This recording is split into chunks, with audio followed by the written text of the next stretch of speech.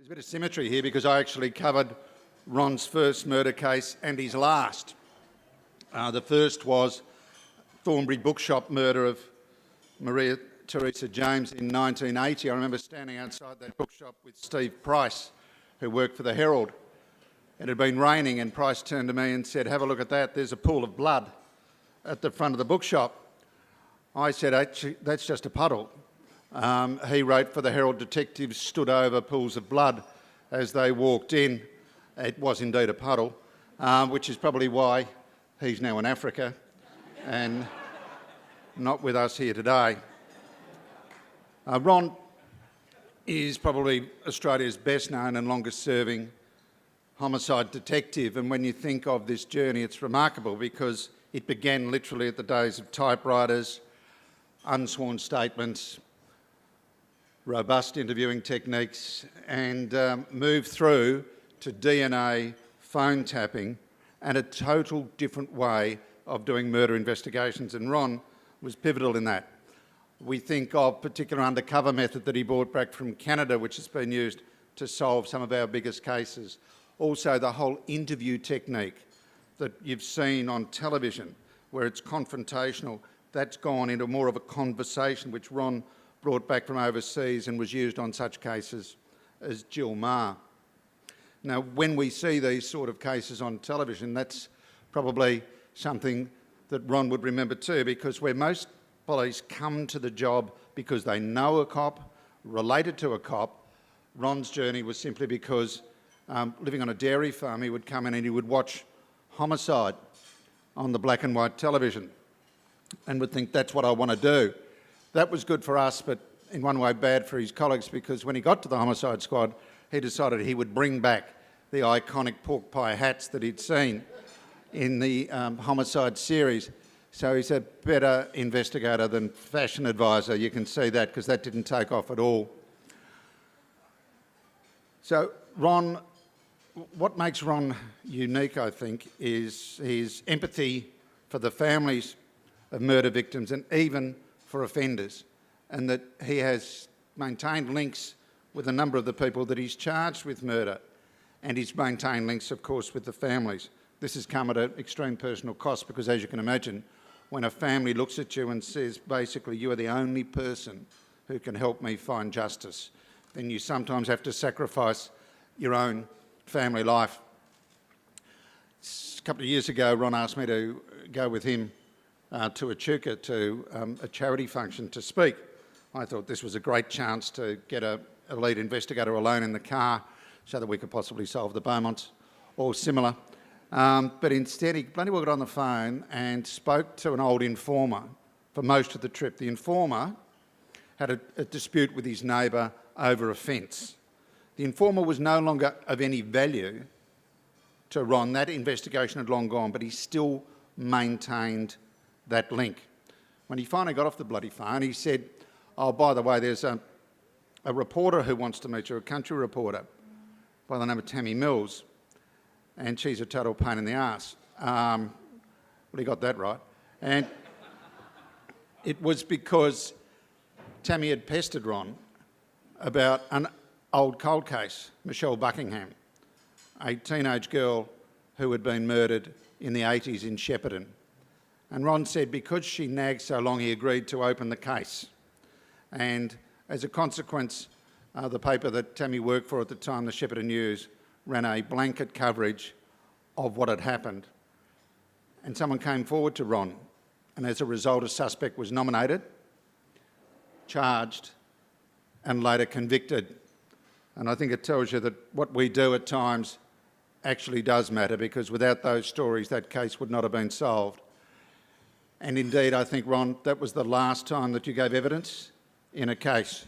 So the first case was unsolved, but the last case certainly was. Ladies and gentlemen, Ron Iddles.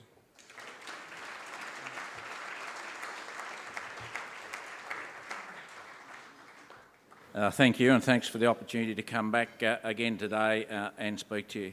Yes, the first case was unsolved, Maria James, but on Friday last week, Mark James, who I still have contact with 37 years after, rings me to see if there's an update. So these people are still searching for answers, but you people in the media often do the publicity where we get those answers. So for the next 25 minutes, I'm actually going to tell you how we investigate a homicide. So it's 25 years of homicide investigation in 25 minutes, and I'll try to keep to that time. So I'll move along fairly quickly. At times I'll be talking about real cases. In no way do I want to demean a victim or their families. People often say to me the world changed on September 11 when 2 planes went into Twin Towers. I don't think so. I think we've been changing for a long time. I've been involved in policing for 42 years, and what I've seen over those 42 years, I think we as a society are changing. We're caught up in the fastest paced world that we've ever seen. To some extent, I think it's like we're going like an unguided missile. 1 in 5 of us will suffer depression. 1 in 5 of us will suffer from anxiety. Drugs are rampant in our community. Child abuse is rampant. What I see here in Melbourne is no different to what I see when I travel around the world. Parents on average speak to their children today less than 4 minutes, but they'll spend 2 hours on an iPad. Sometimes I think we've actually got to slow down and we've got to learn the art of communication. We don't communicate face-to-face anymore. We send an email, we send a text. You might think, well, what's that got to do with homicides? People who commit homicides are no different to you and me, and they just look like you and me. And I often say they're good people, but they make bad choices in life. Their emotions outrun their intelligence. As a homicide investigator, our role is to investigate suspicious deaths in this state. It might turn out to be an accident, might turn out to be natural causes, might turn out to be a suicide. We have the highest rate of suicide in the Western world. Why? If 400 people died today in a Boeing 330, Boeing would ground the planes. Last year, 7 Boeings crashed. 2,800 people in Australia committed suicide. Do we care? It's higher than the road toll.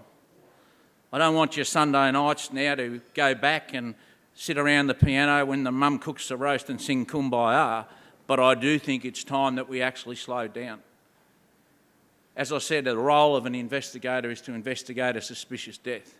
Suspicious death is where a doctor won't issue a death certificate. I've investigated over 320 homicides in this state. I've travelled around the world, but I've also been to at least another 1,000 scenes where there's bodies. Sometimes you can deal with it over the phone. A young detective rings from Redcliffs one night at 2 o'clock in the morning. He says, I'm in a house. There's a lady, she's 78, she's in a fetal position, she's under the bed. The skin is broken on her knees. I think she's been raped. I say, just tell me a little bit about it. Is there any forced entry to the house? No, there's not. Is there any signs of a struggle? No, there's not. I think I know what's happened here. She's fallen over. She's had a heart attack. It's -2 degrees. She's got hypothermia. When you have hypothermia, you'll always take your clothes off and you'll always find them in a fetal position, either in a cupboard or a wardrobe or even under the bed. So you can do that on the phone. The body comes down to Melbourne. There's a post-mortem done. The end result is it's a heart attack. It's natural causes. People go to great lengths to commit suicide. So when we go to a scene which is suspicious, sometimes we have to work through to actually establish whether or not it's a suicide. If it's not a suicide, then it's probably a homicide and it might be a murder or a manslaughter. We went out to King Lake and there's a man chained to a tree. He's been shot with a .22 rifle. There's a mirror up on the tree. The question is, did he shoot himself or did he take his own life? At his house, there's a note and it goes something like this. I've had enough of this world. I want to take my own life. I've got to make sure that I get it right. I'm going to have a checklist. I need a hammer. I need a 4-inch nail. I need a mirror. I need an axe. I need 5 litres of water. I need 50 strychnine tablets. I need a .22 rifle. I need 22 bullets. I'm going to put all those things in a suitcase and I'll drive to a remote location. When I get to that location, I'll cut a slot in the tree. I'll hammer the nail in. I'll put the mirror up. I'll spread out a blanket. I'll put the water and the 50 strychnine tablets. I'll load the gun up.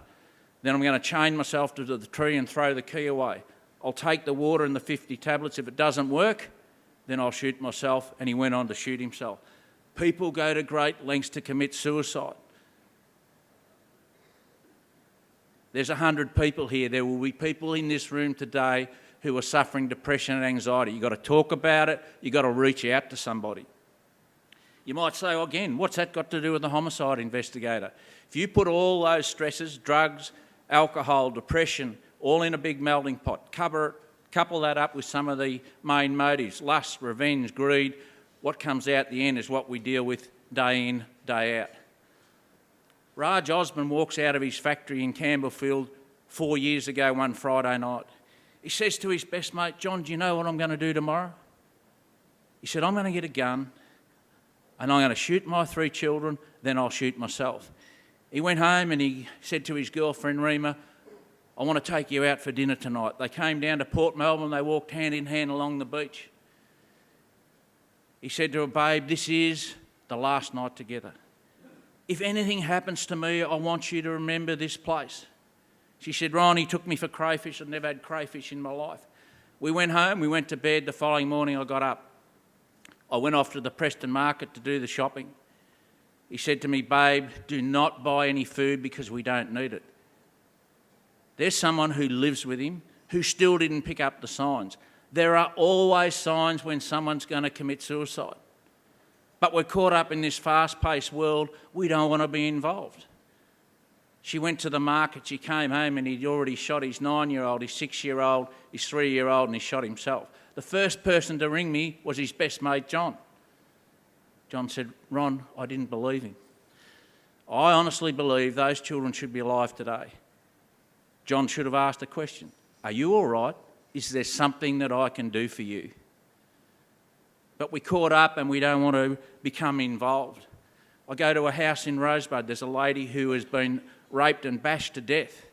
We do a door knock along the street. Did you see anything out of the ordinary or did you see anything? Shouldn't ask the question, did you see something that's suspicious? Because if it's your neighbour, you're going to say, no, I didn't see anything suspicious. But many people in that street said, I saw a young bloke. He always wore a dirty coat. He didn't look right. We eventually found him and he was the person who was actually the killer. I said to the people in the street, have you ever spoken to him? Oh, no, I wouldn't talk to him because he's dirty. We make judgments about people. When I interviewed him, do you know what he said? No one cares for me. No one loves me. No one talks to me. No one engages with me. The sad part is the only person that did, he ultimately killed. So we're charged with this responsibility to investigate every suspicious death, and as I said, ultimately it might turn out to be a homicide. What's the difference between murder and manslaughter?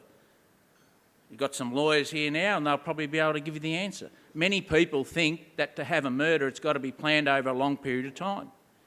That there's got to be some sophisticated plan. There doesn't. The accused person must do an act, and at the time he does the act, he either intends to kill or do real serious injury. That is it, and it's not done in self-defence. So if I intend to kill or do real serious injury and death results, you're going to have a homicide, you're going to have a murder. So we had a rule of thumb. If it's a firearm, it's always going to be a murder. Multiple stab wounds, it's going to be a murder. Maybe 1 or 2 punches, it's going to be a manslaughter. I go to a house in Rosebud and there's a 19-year-old being shot in the head, a girl. We talk to the landlord, he says they've rented a room off me, her and her boyfriend for the last 18 months. Tonight at about 11:30 there was a massive argument there and then I heard a gunshot. The male person's name was Les, but he came from a famous family of painters and dockers. He had 2 brothers who were in jail for murder. When we started to investigate it, we went around to Les's future mother-in-law. She says, my daughter was here tonight with Les.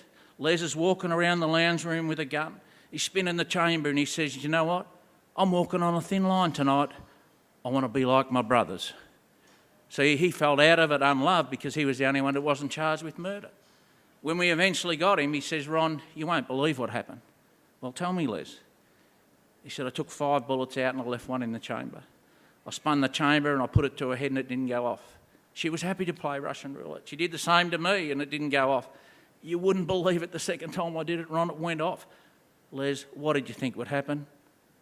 I thought I might seriously injure. Doesn't matter what you say, if you put a gun to someone's head, you can only ever intend to kill. Human nature being what it is, no one's ever going to say, I intend to kill. And I used to ask a question, what was your intention? That's a dumb question because the answer's always going to be, I didn't intend to kill. There's a guy goes missing from a house in Narre Warren. There's blood all through the house. There's two guys who live there. The landlord goes around. There's blood in the shower. We eventually track one of them down to a caravan in Doveton out near Dandenong. His name's Amalfi. We knock on the caravan, he comes out and he says, I knew you'd come, the problem's in the boot of the car. We open up the boot, there's a body in there. Been there for 7 days. He said, I have to wait for Dole Day to get some money for some petrol. What happened? I had an argument with my friend at the house. I got a knife and I went into the bathroom and I stabbed him. I intended to kill him. He's the only person I've ever interviewed who's come out right at the start and says, I intend to kill. So what's the difference between murder and manslaughter? Manslaughter is just unlawful act, dangerous to life, and death results. Classic is two young boys one Sunday afternoon are down on the Eastern Freeway throwing rocks over at cars. Each rock weighs about 2 kilograms. Dr. Goodall's driving along in his Volvo.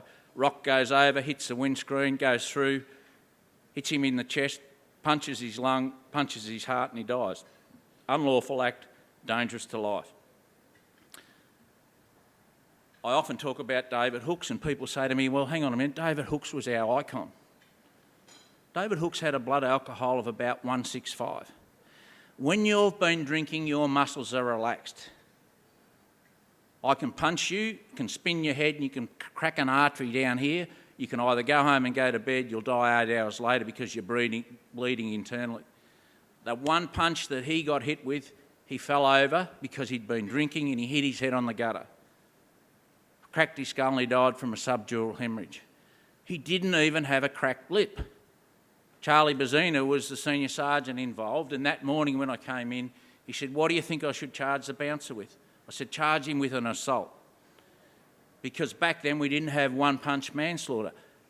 Would a reasonable person in exactly the same set of circumstances have an appreciation that you're going to cause real serious injury? The answer was no. The media went berserk at us. What a disgrace. The homicide squad haven't charged the bouncer. In the end, the Director of Public Prosecutions directed that he get charged with murder.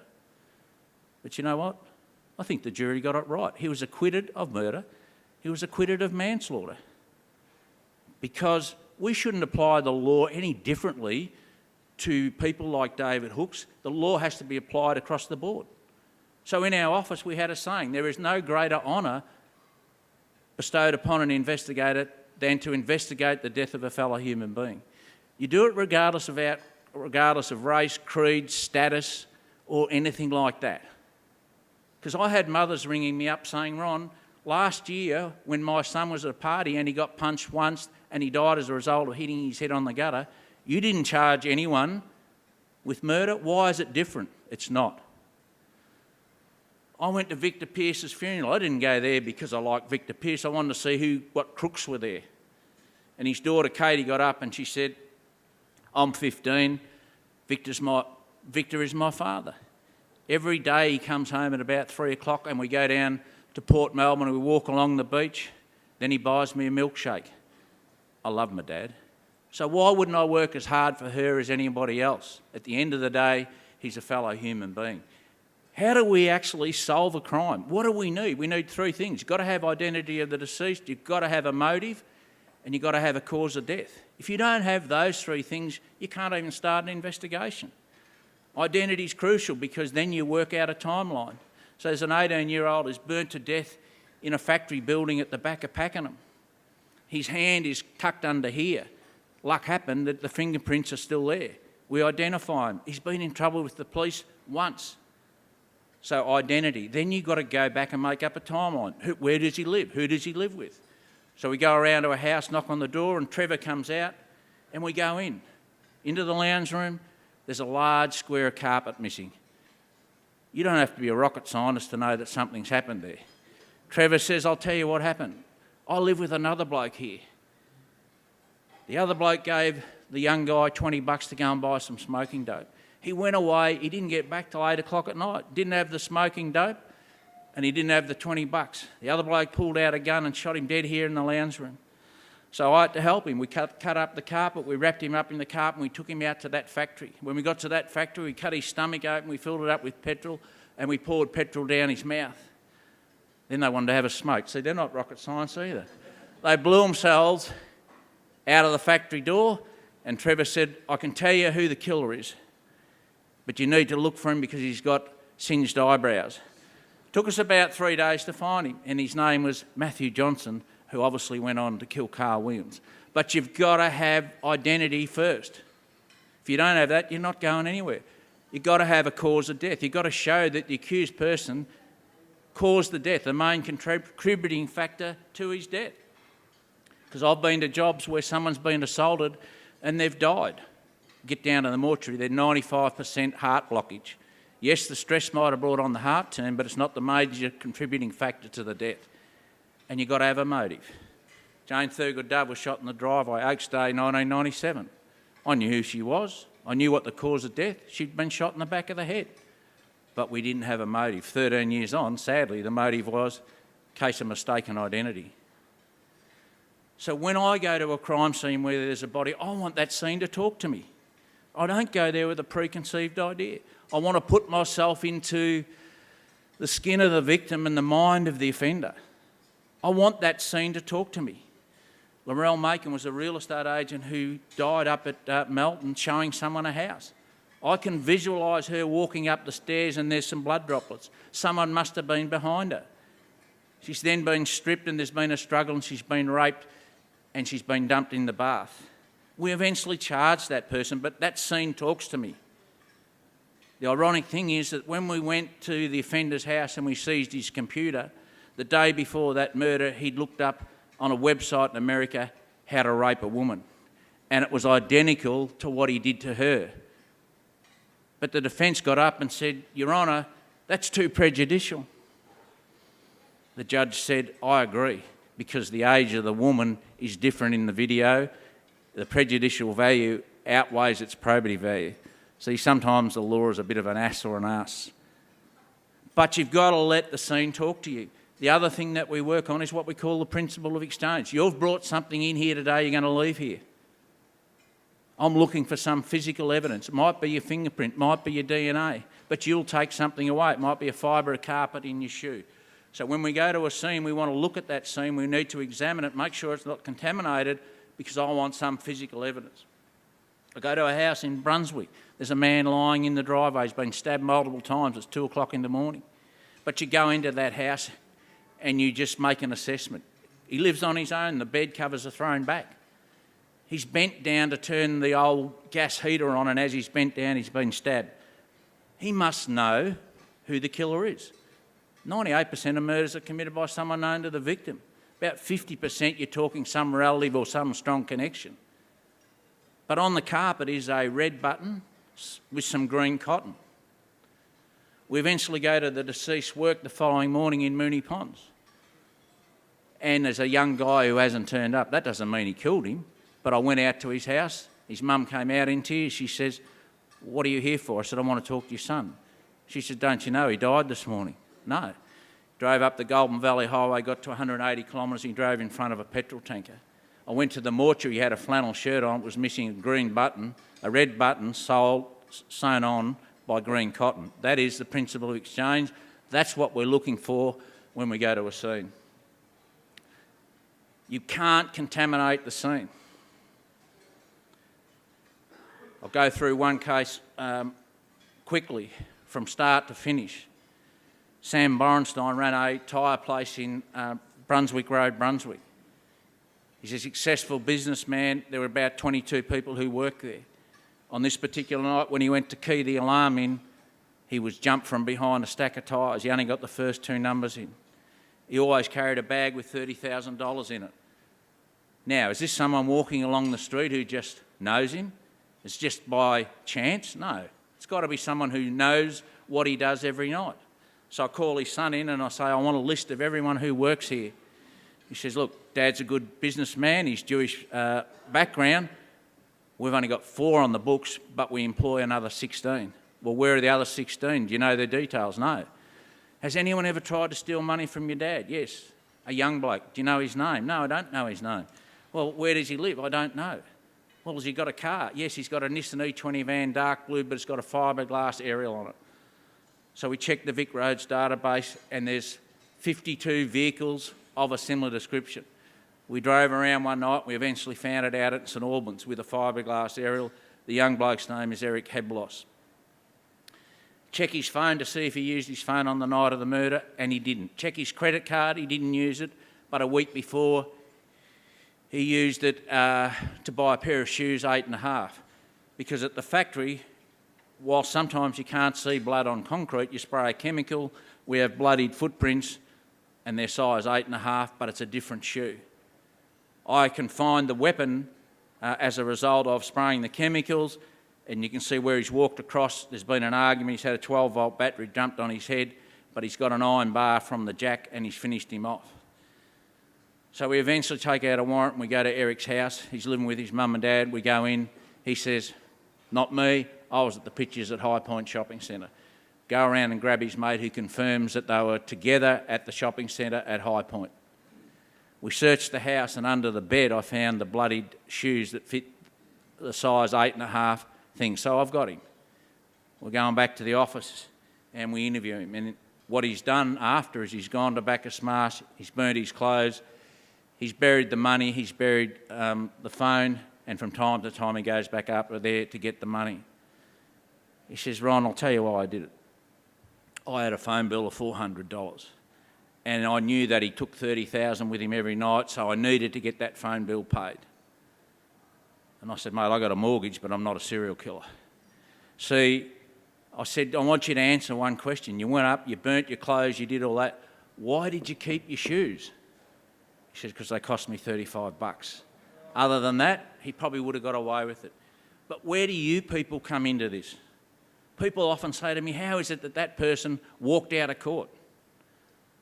Because 12 people from the community normally sit on a trial that's a serious matter. If it's a homicide, 12 people from the community determine the facts. The judge is only there to determine the law. It's your responsibility, if you sit on the jury, to determine the facts.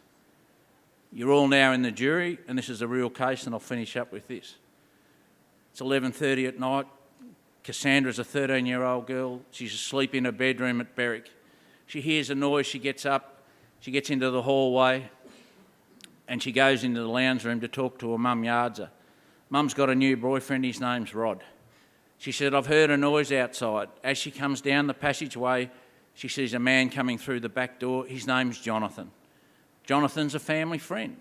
Jonathan didn't realise that Yardsa had a new boyfriend. Cassandra goes into the lounge room. She says, it's okay, don't worry about it. It's only Jonathan. She sees Rod get up, go out to his car, which is a four-wheel drive, and from behind the back seat of his car, he pulls out something that's that long. She sees him walk down the passageway, bang, a 12-gauge shotgun goes off. Jonathan is deceased. Rod gets in his car and he takes off, and within 3 minutes, we know he makes a phone call to his best mate in Cranbourne, and he says, I'm in the shit, I want to hide my car at your place in Cranbourne, which he does. Eventually, 6 days later, we arrest Rod. He says, well, I'm going to tell you what happened. Cassandra came in, she told me there was a prowler outside. I just went to the back door and I picked up what I thought was a stick. Ron, you won't believe this. As I went down the passageway, the terry toweling came off the stick and the stick had a trigger on it. And I don't know what happened, but it went off. This is just a terrible accident. The Crown's case is pretty simple. Cassandra is 13. She says, I go out into the lounge room. I tell them that it's Jonathan, it's a family friend. It's not a prowler. I see Rod get a stick or something near the door. Goes to his car and removes it. So it was a pretty simple case, we thought. The Crown got up and that's how they addressed the jury. The defence got up and this is part of his closing address. Ladies and gentlemen of the jury, shortly I'm going to ask you to retire and consider your verdict. I don't want you to take emotion into that room. Your job is to determine the facts. I can see, sir, you're foreman of the jury. You went to Sunday school. And when you went to Sunday school, you had a biblical text, and the text is beyond reasonable doubt. What does that mean? It means exactly what it says, beyond reasonable doubt. I can see, madam, you think more likely than not my client is guilty of murder. More likely than not.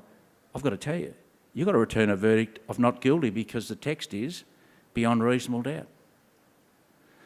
I don't want you to go away from here, and it might be in a month's time or 2 months' time. You've convicted my client and you start to reflect on the evidence. Might even be in a moment of tenderness with your loved one and you think, I didn't consider it. It'll be too late. You'll have convicted my client, a man of impeccable character, to a term of imprisonment that he doesn't deserve. I ask you to now go and consider the facts and consider your verdict. 15 minutes later, not guilty. What I ask that you do is, if you're on a jury, you use your common sense. What I also want you to take out of today is we've got to look after each other. We're caught up in the fast-paced world. We actually need to communicate face-to-face. And some of the issues that we deal with, we might actually be able to resolve. Thank you.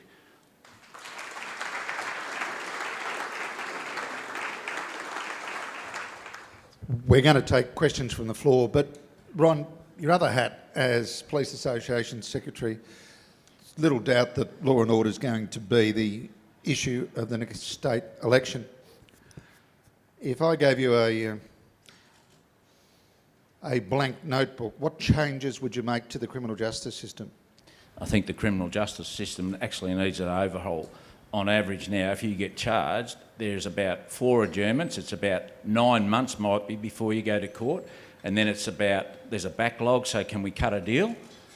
I think by that time there's no consequences for your action. There's got to be some consequences, and I think it needs an overhaul. It's overloaded. Yeah, well, that's certainly true. In the UK now, the average time in dealing with a shoplifting case, from the day of being charged to the day of resolution in court, is 18 days. And exactly what you're saying, that they're saying, particularly with young offenders, get a result straight away before we get into, you know, the next phase of agbergs or theft of cars. Deal with things straight away. Have we got any questions from the floor? Shell-shocked, no. Jeffrey.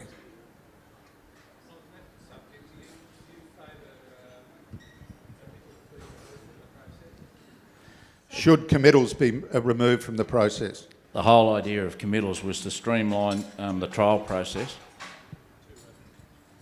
Now what's happened is committals are often used as a mini trial, so again it slows the whole process down. I think we should go back to just having a paper-based committal. How do you keep your humanity? I've had a good support in my wife. I've seen a lot of bad things over 40 years. It's about trying to have a balance. At times I've shown emotion, but I think if I didn't show emotion, then I probably wouldn't have survived.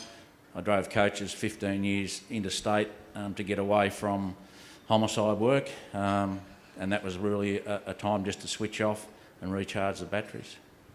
If I rang Ron and I heard him behind the wheel of the bus, I would think, shit, he's got a difficult case. And the other thing is, as Ron said, he's obviously a very emotional man, and some senior police actually saw that as a sign of perhaps, you know, a mental issue. In fact, I think a superintendent said, I don't want to be the person who broke Ron Iddles, where in fact that emotion actually got rid of it, it seems to me, and that's how you kept yourself on the straight and narrow. I think being a homicide investigator, you still have to be human, and you know, walk out of the house where the 3 young children have been shot dead. It's recreating what happens in there, and I can see the 6-year-old boy standing in a wardrobe, facing the back of the wardrobe, and I can see him being shot. Now, if you don't show any emotion over that, there's something wrong with you. You've done a lot of work on PTSD in your role in the Police Association. The issue of suicides of serving members and ex-members, it's virtually an epidemic. Where are we with that? I think we're heading towards, well, I've got Peter Cotton here who did the review into mental health in Victoria Police, and he would acknowledge that Victoria Police needs to do a lot of work. We have currently around 200 members a month who put in a claim around a psychological injury. That's dropping off. Part of the reason the spike is that we actually talk about it now. So 12 months ago, the Vic Pole's insurer, Gallagher Bassett, would approve, say, about 28% of claims. So the person then wouldn't get treatment. The longer you're away from work, the less chances you're coming back. Just by having conversations with Gallagher Bassett, we've now got it to 78%. We see members coming back. We still have ex-members who suffer from post-traumatic stress. We still have members who suffer from a whole range of issues, but it's about talking about it and getting early intervention. Massive issue for our business as well. You put me onto that book by Gil Martin, Emotional Survival for Police, and you read it and the lessons there, you're going, yeah, it's very much the same for journalism, but we've gone away from the cradle to grave. We no longer stay in one organisation for that long, and I don't think that that welfare net is necessarily there. I remember one particular reporter at The Age was sort of the go-to person for intrusions. She was really good at it. She was loud, she was funny, she swore like a trooper, but she was quite a fragile soul underneath. And I went to the boss and said, you just can't keep going to the one person. I understand why you would, because you want a result. You want a story for that deadline. But we've got to get holistic about it, as the police are finally doing, because we don't carry our wounded in the manner that the police do. Wait for the mic. Ron, just on another tack, the youth crime situation in Melbourne at the moment, I'm wondering how police are coping with the idea now that these young people are actually driving into police cars. The risk of being chased by police is somewhat less than it was even 12 months ago, 18 months ago. Is there a policy the association's looking at to put forward to government or the legislators that, to improve the situation in dealing with these offenders? For example, the fact that they all seem to get bail and then they go out and commit the same crimes again. I think it was Assistant Commissioner Bob Hill who said there's actually less young people committing crimes in Victoria, but there's more crimes being committed. I'm just wondering whether the ease at which these people get bail just allows this to perpetuate. Well, that's why I think the whole justice system needs an overhaul. Paul Coughlin's going to review bail, but I had a member ring today. A 17-year-old was involved with, had an axe and a machete, and he pulled over a car, managed to get the guy out, dragged him out of the car, took him down to the bank and forced his PIN number out, and he was arrested. He was bailed last night. 4 o'clock this morning, he's stolen the car and in a pursuit. So there's got to be some consequences for your action. That's why the court case needs to be immediate. You need to get a sentence. In relation to evade police, it's a new offence. You can be charged with evade police. It carries a jail sentence. No one's ever been convicted and sent to prison. So it's about upping some of the penalties. And the youth crime, it's what I see, it's a culture now of they've got to have a gun, they've got to have a weapon. There is absolutely no thought about interfering with humans, and somehow we've got to build bridges somehow to get it back. We had a youth summit last year. Many people attended. I haven't seen one positive thing come out of it, so we've really got to start thinking. It's a community issue, but it's also a police issue. Ron, my question is around, you said you have been in the police force, I think, 42 years. I'm wondering how the rise of digital and social media has changed both the modus operandi of the criminal and of the policeman. Quite clearly, it's changed the way in which criminals operate. A lot of their interaction now is internet, social media. They arrange things, if we go back to drag racing and that, they're all arranged on Facebook sites. It's actually helped us to some extent. If I want to track your phone, if I want to see who you've called, you might tell me you're in Bendigo, but your phone is actually in Ballarat. So there's some things around that. That's good. And then we talk about data retention. Civil libertarians say, well, you shouldn't keep anything. but sometimes we wouldn't solve some of the crimes unless we were able to access that, telephone intercepts. But in 25 years, I've never had someone on a phone say, I killed someone. It's good for intelligence, not good for admissions, though. Is that also a problem, that young detectives are too reliant on the technology? The first thing they want is the phone records rather than go out and talk to people? I think we're losing the art of policing because we're so driven about process, we're so driven about having a computer system. And I had a detective who said, we had some paint at a scene. He says, I know what I'm going to do. I'm going to go and get the paint tested and work out what paint it is. I said, well, it might be Dulux, right? Every man will have a tin of Dulux paint. Yes, you're thinking right, but I've got to find the right person first. And then others would say, well, I'm not going to go and talk to anyone for a month until I get a telephone intercept. My view is always go straight to the jugular, commit you to a story, and then I'll work off that story. Ron, the courts, have they become too complex and therefore drawn out and the consequence, justice delayed? I think what you're saying is right. Justice delayed is justice denied. So, you have victims or victims of, or families of victims who want to see an answer, but it's 2 years down the track. The whole system needs to be streamlined. In the past, there was a famous press room that was in Russell Street, and there was a close contact between things that were going on. Sometimes something extra might be picked up at a City Court hotel nearby, but there was a very close connection, and I think it seemed to work very well, and a few people here were worked in it. I'm just wondering what the relationship between police today and the media, what the working relationship is like.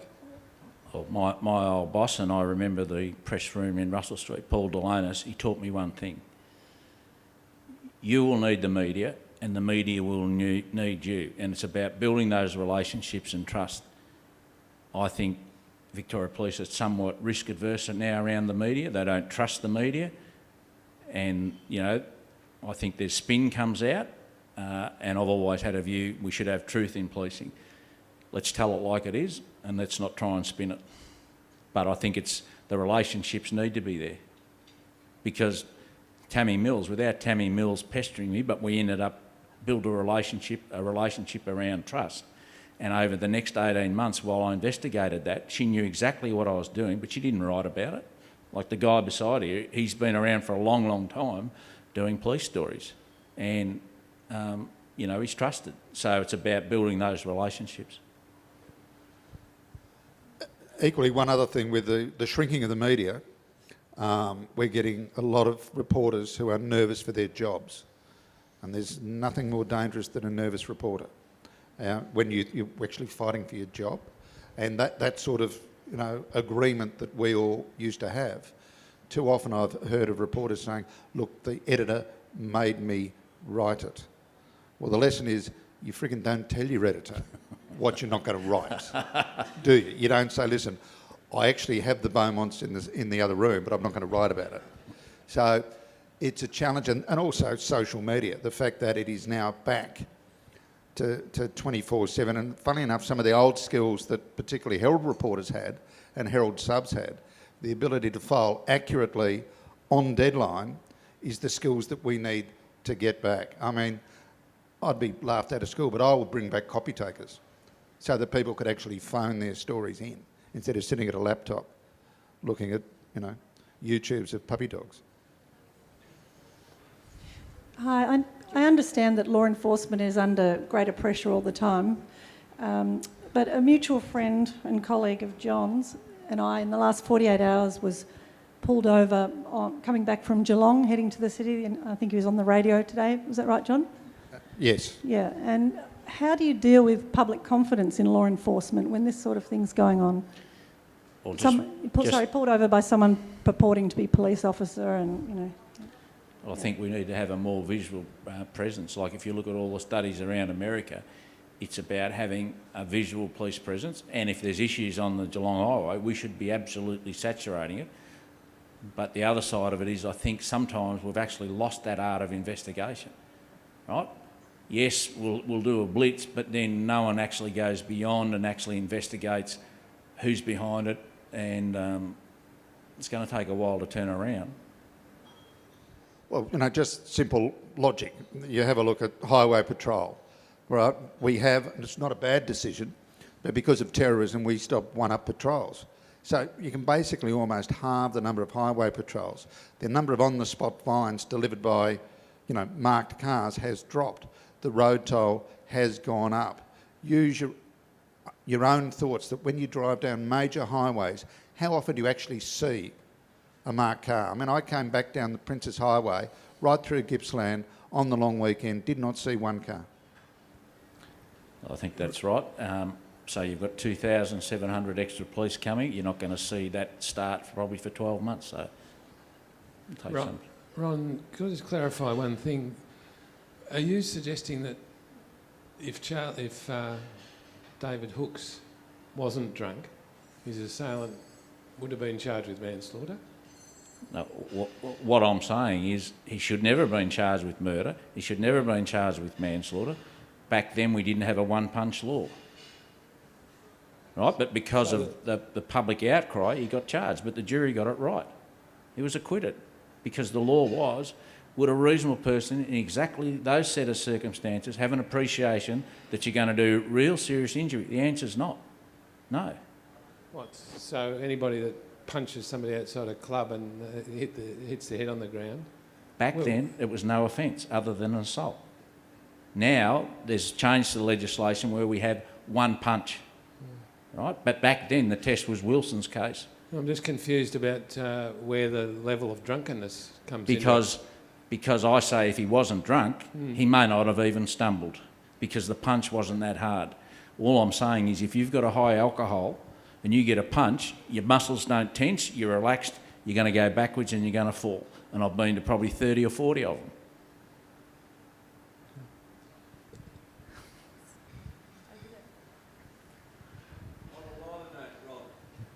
Big girls? On a lighter note here, the boy from Lockington, I've got my two brothers here. What's going to happen to you in the rest of your life? Where are you going from here? Well, definitely not coming to Lockington.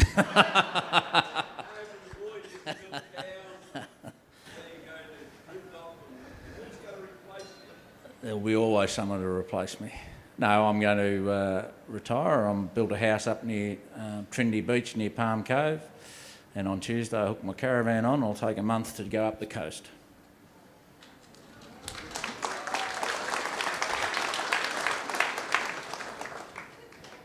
Ron, how do you personally deal with the frustration when someone gets off? That case you were talking about with the gun in the car. What do you do when you've put in so much work, put in so many hours? You're sure you've got the guy and they walk. How do you deal with that? As long as you know you've done the best that you can, you don't get bitter and twisted over it. So I've lost 3 trials, and each trial I've gone up to the doc and I've shaken him in the hand and said, you've just got the biggest break of your life. One of those blokes has now committed suicide, the guy with the gun. One of those is now a drug addict, and the other one rang me 5 years ago. He said, Ron, I can't live with myself. I shouldn't have got off. And I still have contact with him today. So as long as you know you've done the best that you can, at the end of the day, you can't do anything about it. Ron, this is a double question. Do you feel that modern hardcore criminals don't have respect for the policeman? There used to be an honour amongst thieves and also a bit of respect for the policeman. I see on TV people swearing, inviting policemen out of their car to a fight. You know, years ago you would have been taken around the back and flogged by the police, and you know they may not have offended ever again. The second question is, I was watching the Burke Street chase, inverted commas, and they virtually were going at a pace because of all this media attention of police chases and that of a funeral procession. Now, America probably would have rammed that car, surrounded him, and if he didn't comply, pump him full of bullets and probably shoot him.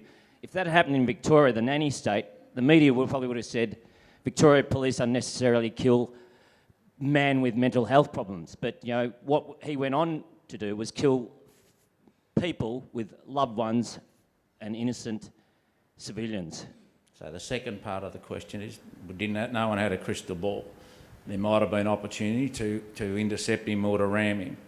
But what about if he got out with a gun and grabbed a lady off the street? So you're damned if you do, you're damned if you don't. As far as respect goes, there is no respect for authority anymore, whether you're an ambulance fireman, because they all get abused. Go back to the days of painters and dockers. They might say to you, "You've got me, Ron, I ain't going to talk to you. If you've got enough, charge me," but you had a mutual respect. Drugs is the issue. Then now, you know, they'll go and lock their grandmother in the toilet and steal a pension cheque. They've got no respect for anyone and they don't respect authority. 2 points there. Why didn't they shoot him? Because they would have been charged with murder. And secondly, why didn't they ram him? A couple of years ago, one of your members did exactly that and was charged and ended up going before the county court. Do we really expect police to, well, risk their lives is one thing, but risk their careers by doing things which are seen as a breach of the law? No. We want a different response.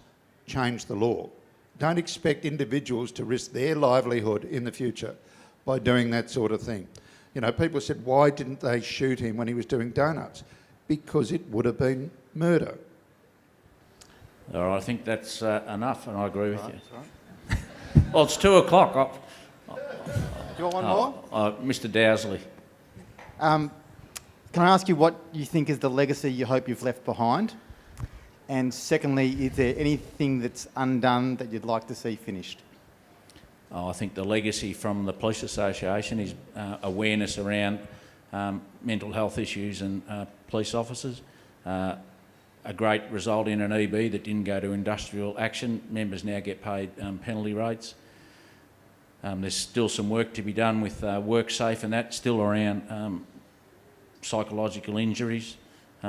But no, look, Victoria Police has given me 42 fantastic years. I've travelled the world investigating crime. I've been fortunate enough to deal with the media, have a great respect for the media. I've done a lot of public speaking for community. No, I wouldn't change anything, and I'm looking forward to retiring. Ron, thank you very much.